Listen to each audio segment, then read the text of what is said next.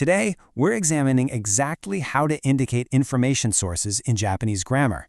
Mastering this specific structure completely transforms how you communicate facts, rumors, and news to others. It's the absolute foundation of reporting information clearly and credibly. The ability to distance yourself from a claim and simply act as the messenger is a crucial linguistic tool in Japanese society, so let's dive right into this explainer. Section 1. Citing your sources. By placing specific grammatical markers at the very beginning of a sentence, you can clearly show the exact origin of your information. The primary marker here is X ni yoruto. This dedicated phrase is placed right at the start of your sentence, where X represents your actual source. That could be a person, a news outlet, a report, or even a data set. Now, you might be wondering why this matters so much. Well, Japanese culture places a heavy emphasis on group harmony, consensus, and avoiding stating things as absolute facts unless you've personally observed them. By attaching ni yoruto directly to your source, you establish instantly where the upcoming information originates. Your listener immediately shifts their expectation, knowing for sure that what follows is reported speech rather than your own direct observation or personal opinion. Now, this primary marker has an identical twin, X ba. There's absolutely no change in meaning between the two. Both translate perfectly to the concept of according to X. Having both of these options at your disposal allows for better conversational flow and a lot more variety in your speech.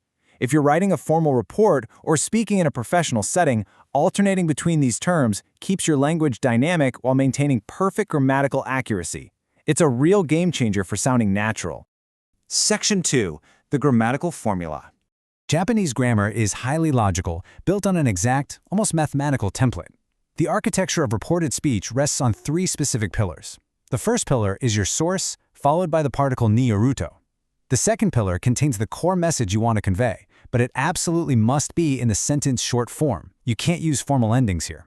Actually, scratch that. It just won't work grammatically at all if you do. Finally, the third pillar is the anchor of the entire sentence, the ending marker so this. This ending marker works right in tandem with ni yoruto to complete the framing of reported speech. You literally can't have one without the other. The beginning signals the source, the middle contains the fact, and the end confirms that this is something you heard or read. It's a perfectly balanced grammatical equation. Section 3. Applying the rules. Imagine waking up and needing to know if you should carry an umbrella. You check the local broadcast and want to relay this weather update to a colleague. We start with the source, tenki yoho, meaning weather forecast, followed directly by ni yoruto. Then we have our short-form sentence, ashita wa ame da, meaning tomorrow is rain. Finally, we cap the whole shebang off with so desu. Tenki yoho ni yoruto, ashita wa ame da so desu. As you can hear, the short-form ame da connects seamlessly to the ending marker so desu, working effortlessly to convey a completely natural, everyday thought based on a cited source. Let's look at another scenario. Later in the day, you might hear a broadcast about a new bustling location in town. You want to share that according to the news, this shop is very popular. You simply plug in your source, newsu, meaning news, and add ni yorito. The core fact is, kono mise wa totemo ninki da, which translates to, this shop is very popular, strictly using the short form ending da. And again, the grammatical loop closes with so desu. Newsu ni yoru to, kono mise wa totemo ninki da so desu. By consistently locking these three pillars into place, source, short form, and ending, you create a perfectly native-sounding statement every single time. It's like a giant puzzle where the pieces always fit together perfectly. Of course, citing sources extends far beyond media broadcasts to everyday conversations with individuals. Suppose a friend named Ken gives you a tip that the teacher won't come to school today. The structure holds up beautifully.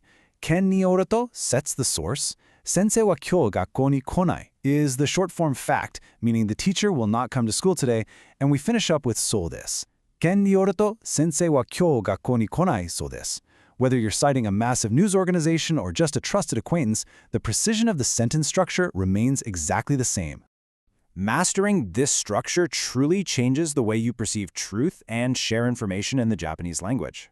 The ability to clearly separate your own thoughts from reported facts allows you to navigate complex social nuances with incredible elegance and respect. So, based on this highly structured formula, how will you construct a sentence to cite your next information source?